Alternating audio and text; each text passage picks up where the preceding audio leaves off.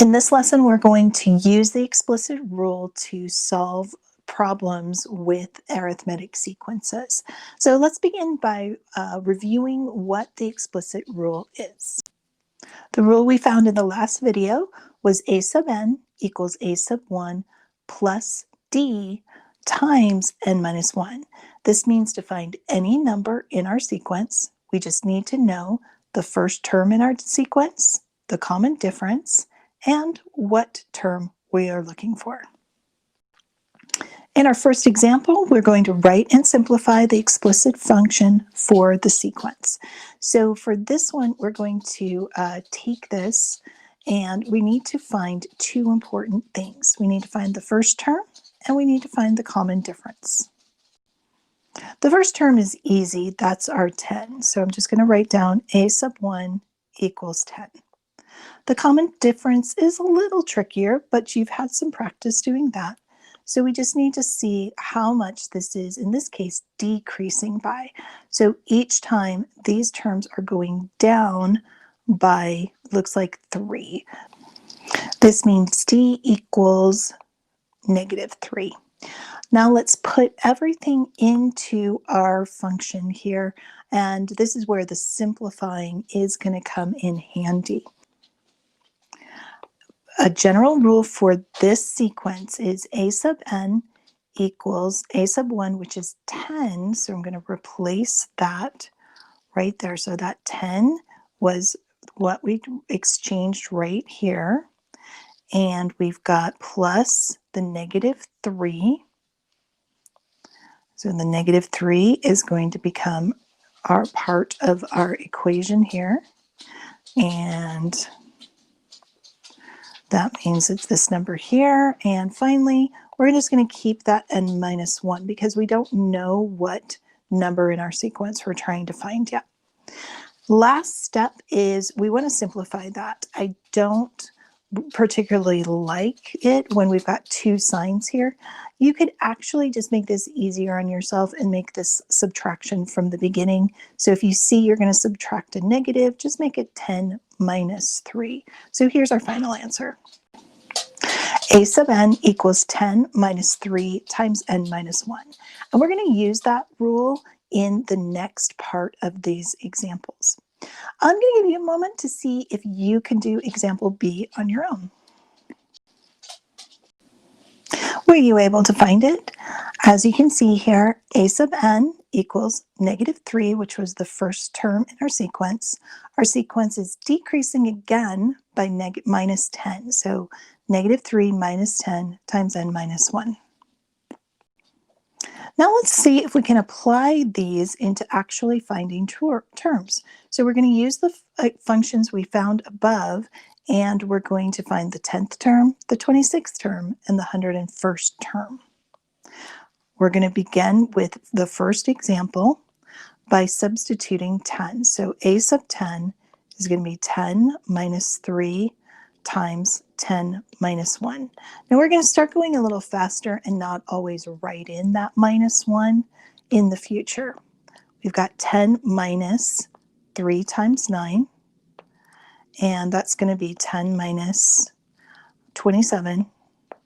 So our 10th term is going to equal negative 17, which makes sense since this one is decreasing. Let's take a look at the next problem. We've got 10, and like I said, we're going to start making this a little bit simpler on ourselves by not always doing the minus 1. So we've got minus 3 is going to be 26 minus 1, which is just 25. We'll continue to simplify. 10 minus 75, which is going to be negative 65. That means that our 26th term, if we wrote out this arithmetic sequence 26 times to the 26th number, that would take a very long time. We would end up with negative 65. It would even take us longer to find 101. Why don't you give it a try and see if you can do it on your own? Did you get negative 290? If you didn't, let's take a look. We take the 101, We substitute it. 101 minus 1 is just 100.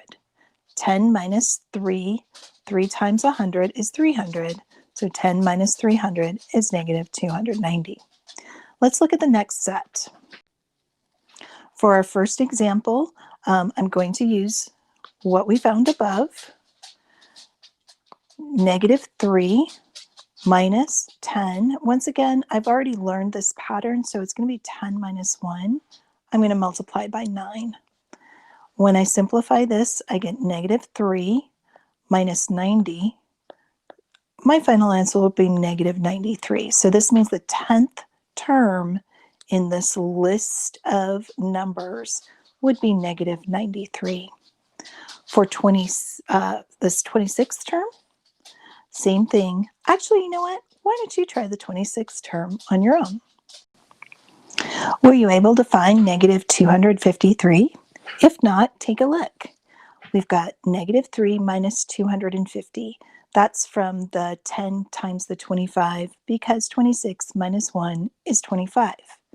And then our final answer would be negative 253. If you want to try finding the 101st term on your own, go for it. Pause the video. Otherwise, just follow along. Just for one quick review. We start with the negative 3, which was the first term in the sequence. We add the common difference, but in this case, it was negative 10, so we'll subtract it instead. We subtract 1 from the term, so 101 minus 1 is 100. Then we just simplify. Negative 3 minus 1,000, which means my 101st term is negative 1,003. These last two examples are definitely challenge problems, but I think some of you will definitely be ready for them. The first problem with this example A is that it's really difficult to tell what the common difference and what the first term is. Now, the first term might be a little easier to figure out here, but in example B, it's definitely going to be tricky. The only thing we do know is our explicit function. So we're going to start out with that. And we're going to start out by finding what our common difference is. We know that these two terms are 4 steps apart because from 4 to 7, that's a distance of 3. So what we can do is to find the common difference, you actually take the second term, which is 52. You subtract the first term, which is 31. So that just tells you how far apart they are. Then you want to see how many steps apart they are. So that's the term number itself. So 7 minus 4. 52 minus 31 is 21. And 7 minus 4 is 3. So our common difference is 7. For this example, I'm just going to work backwards to find our a sub 1. And when we get to example B, I'll show you how to find a sub 1 when it's a little bit trickier. So remember we had a sub 4, our fourth term was 31. That means if our D is 7, then our third term, our one before that, we would subtract. So 31 minus 7 would be 24. And our next value is going to be a sub 2. So we subtract 7 again, and I'm going to get 17. A sub 1, subtract 7 again. Looks like our first term was 10 in this sequence. Now let's put it all together and write the sequences. In this case, our notes say explicit function. I've also been calling it the explicit rule. Our final answer is a sub n equals the first term, which is 10, plus 7 times n minus 1. And there we have it. Since this video is getting a little bit long, I'm going to try example B in class with everyone. So that'll be how we get through that one. And that way you can ask me a lot of questions as well.